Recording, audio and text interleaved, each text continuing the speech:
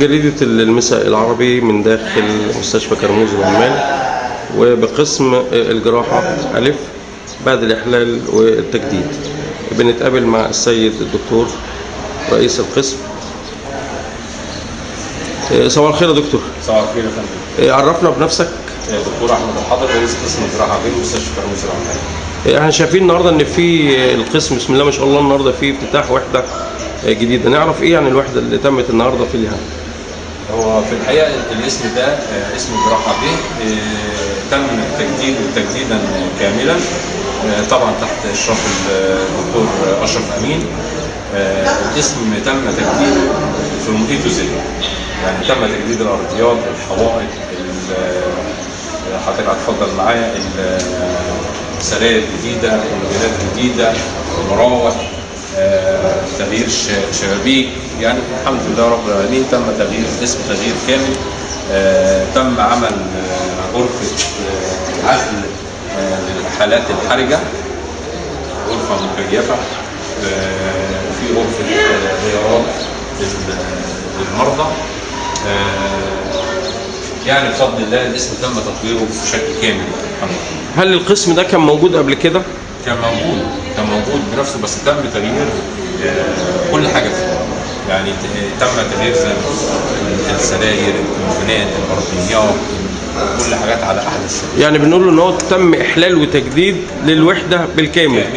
كامله. استغرقت قد ايه يا دكتور؟ حوالي 3 شهور. 3 شهور. والحاله اللي احنا عليها ايه دلوقتي؟ حاله بسم الله ما شاء الله، حاله مرضيه جدا. الحمد لله رب العالمين. دور حضرتك في خلال اليوم؟ احنا في خلال اليوم بنقوم بالمرور على العيانين عيان، نشوف كل عيان محتاج ايه. اللي محتاج اشعه بيعمل اشعه، اللي محتاج تدخل جراحه بندخله جراحه.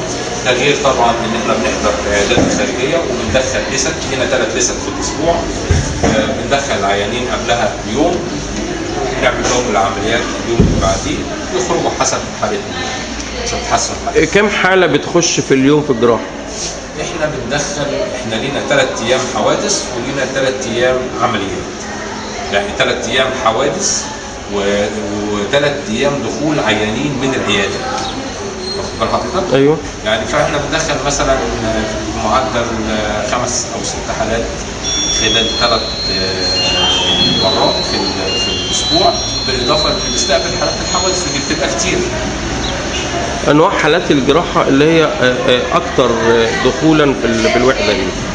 بنعمل كل الجراحات بفضل الله، بدايه من عمليات الغده، عمليات المراوح، عمليات استئصال القولون، كل عمليات الجراحه العامه بفضل الله. المريض بينتظر قد ايه لاجراء عمليه الجراحه؟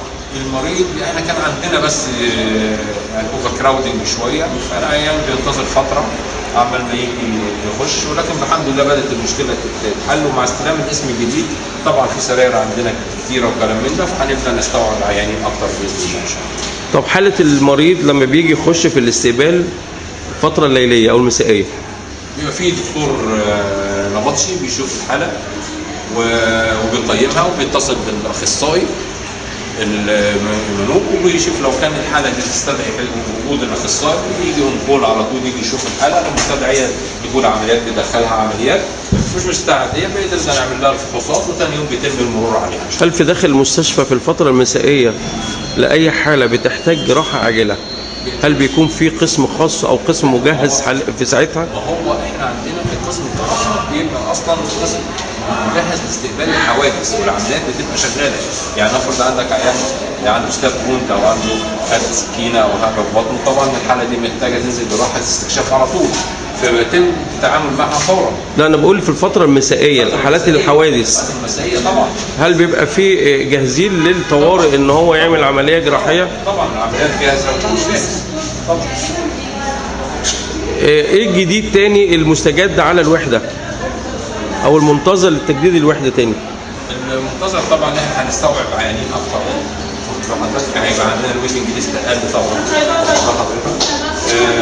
ممكن استقبال حالات ثانيه قسم التجميل او قسم الاوعيه، ممكن الاسم اصبح كبير الحمد لله بيشتغل. انا ملاحظ يا دكتور ان في غرف فيها حريم وغرف فيها رجال في نفس القسم وهو جراحه. في غرف مخصوصه للحريم، وفي غرف مخصوصه للرجال، وفي اصلا ليهم حمام خاص بالحريم وحمام خاص بالرجال. حالات الحريم الجراحه هنا هو بتبقى عباره عن ايه؟ حالات عامه برضه ولا؟ حالات عامه، حالات مراره، حالات استئصال ثدي، حالات عاديه، حالات جراحه عاديه يتم التعامل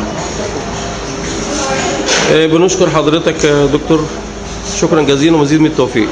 شكرا.